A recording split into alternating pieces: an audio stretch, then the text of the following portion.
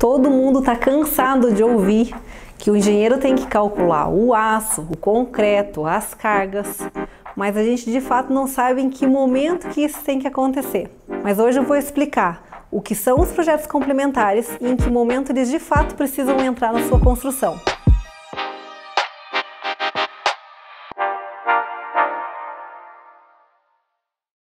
Para quem não me conhece, eu sou Pauline Moraes, arquiteta e sócia proprietária do escritório Penha Moraes Arquitetura. Hoje eu vou explicar o que são os projetos complementares e em que momento ele deve entrar de fato na sua obra. Bom, primeiro a gente vai ter o desenvolvimento do projeto arquitetônico, onde a gente tem a distribuição da casa, onde é decidido os fluxos, os tamanhos dos ambientes, a fachada, enfim, onde toda a casa é definida. E posteriormente a isso é que a gente entra com os projetos complementares. Os projetos complementares são divididos praticamente em projeto hidrossanitário, projeto elétrico, projeto estrutural e prevenção de incêndio. Eu falei aqui de maneira resumida, mas que dá pra gente entender. Então, nesses projetos, o engenheiro vai calcular, ele vai deixar tudo discriminado para cada etapa do que eu falei, o que exatamente vem contemplando. Então, digamos assim, a gente deixou previsto onde a gente tem um banheiro para tua casa. E o engenheiro vai vir definindo ali.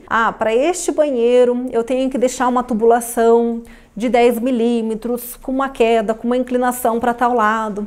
Então ele vem definindo todas as peças que necessariamente vão fazer parte para esse hidrossanitário. A gente vem definindo tudo certinho.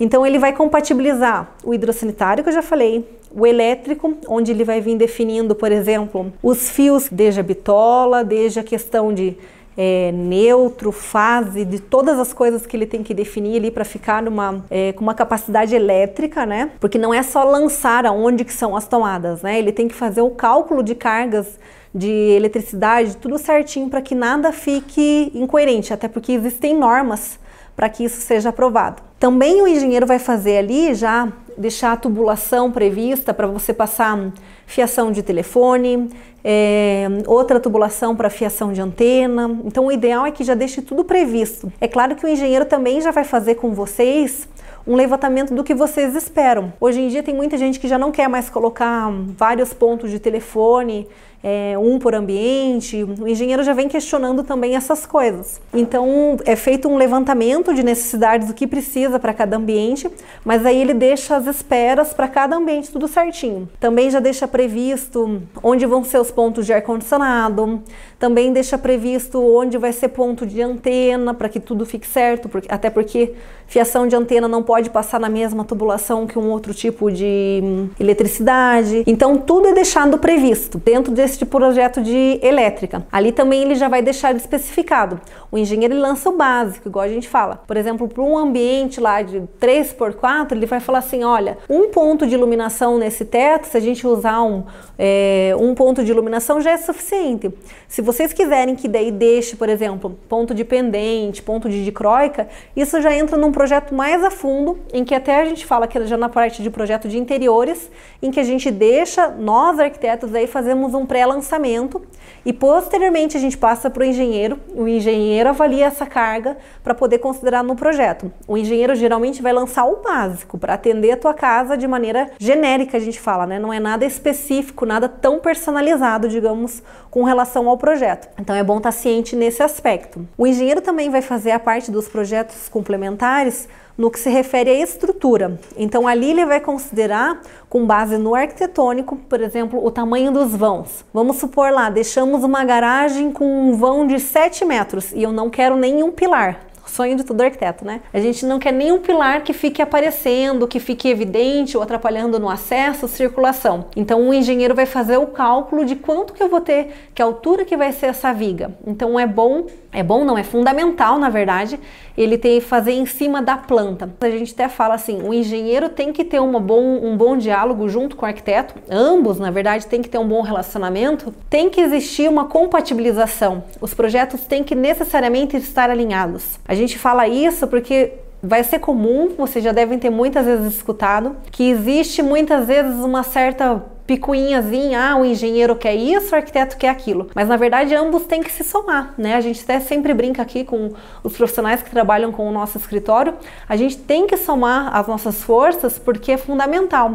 Já aconteceu, por exemplo, de nós fazermos o projeto, a gente deixa previsto onde vai janela, onde vai abertura, o engenheiro vai lá, coloca onde ele bem entende os pilares, que é onde ele acha que ele precisa, e passa lá um pilar no meio da janela. Já pensou isso? Chega lá na obra e fala, o que é essa janela aqui dividida em duas? Então os dois profissionais têm que estar bem alinhados, porque muitas vezes vai acontecer. O engenheiro está lançando a estrutura e opa, eu não tenho como considerar esse vão. Pauline, você pediu uma garagem de vão livre aí de 9 metros, mas impossível. Eu preciso de um pilar. Então ele não tem como, ele não pode só lançar um pilar ali. Ele precisa compatibilizar junto com a gente para que eu também tenha. Ah, que interferência que isso vai causar? Vai causar na fachada uma interferência que pode ficar feio, ocasionar um problema de circulação. Então a gente sempre fala assim, existe e deve existir sempre uma boa conexão entre os dois profissionais. Qualquer coisa que seja necessária adaptação é comum, é normal, não é um problema, não é uma falha, não é um erro. É uma compatibilização necessária. Então o engenheiro geralmente se remete ao escritório, a gente senta muitas vezes junto, porque a gente também tem que respeitar as coisas que o engenheiro nos passa, porque muitas vezes não é só um detalhe de engenharia, são coisas necessárias, e a gente vai acomodar os dois e obviamente também comunicar ao cliente para que o cliente entenda, possa decidir também, possa opinar se ele quer ou não quer alguma adaptação. Então são pontos de compatibilização. Ainda dentro dos projetos complementares vão estar os projetos de prevenção de incêndio. Dentro das residências geralmente não é necessário, mas num estabelecimento comercial é necessário lançar onde que vão estar os pontos, por exemplo, que a gente fala de extintor de incêndio, onde vai estar ponto de sinalização, rotas de fuga, como que faz, por exemplo, onde vão ser portas corta-fogo. O engenheiro é que vai fazer todo esse estabelecimento, digamos, de como vai funcionar o fluxo, como é que vai ser. Claro que isso já vem pré-determinado num projeto arquitetônico, mas o engenheiro vai reforçar isso através de sinalização e através de conferência das normas de prevenção de incêndio e lançar num projeto específico e aprovar ele junto com o bombeiro.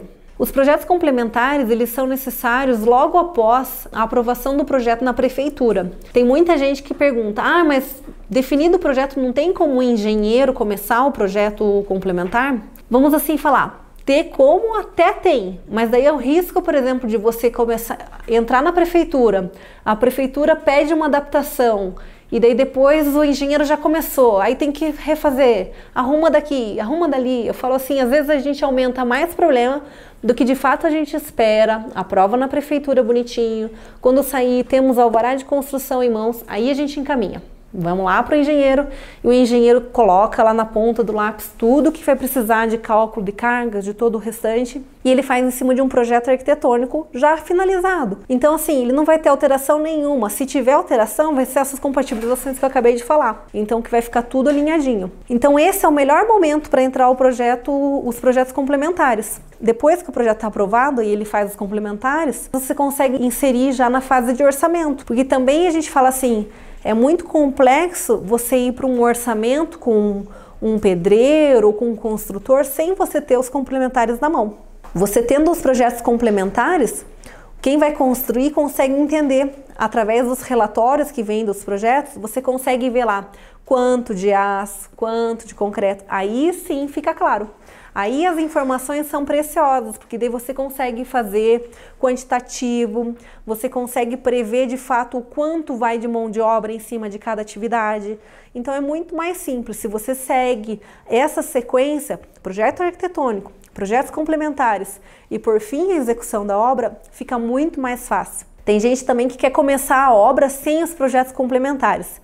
Eu acho particularmente uma furada, porque daí muitas vezes você começa lá com uma fundação que você acha que é aquilo e daqui a pouco você tem que adaptar uma coisa ou outra. Então a gente também fala, é fundamental você ter os projetos complementares. Hoje, para você dar entrada em termos de prefeitura, não é necessário os projetos complementares.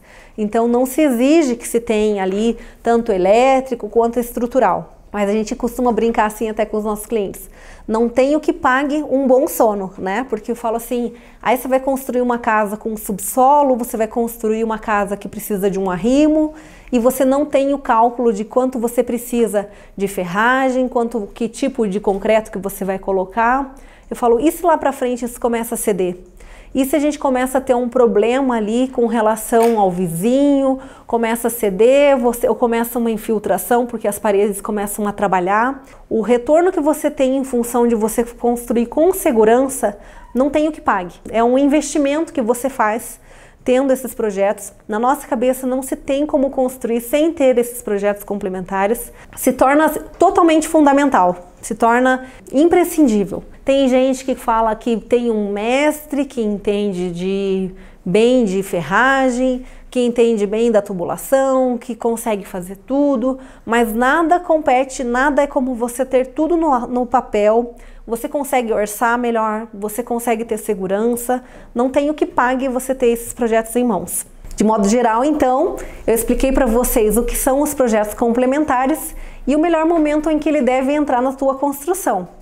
Espero que eu tenha conseguido esclarecer também a importância que eles têm para vocês durante toda a obra, que eles são fundamentais, assim como o projeto arquitetônico, assim como a aprovação na prefeitura. Se vocês quiserem também, compartilhem o vídeo com os amigos de vocês, com quem mais tiver dúvidas sobre o assunto, ative as notificações para se receber os próximos conteúdos, que na sequência a gente vai continuar produzindo aí material das principais dúvidas de que surgem durante o processo aí para poder construir a sua casa. Obrigada!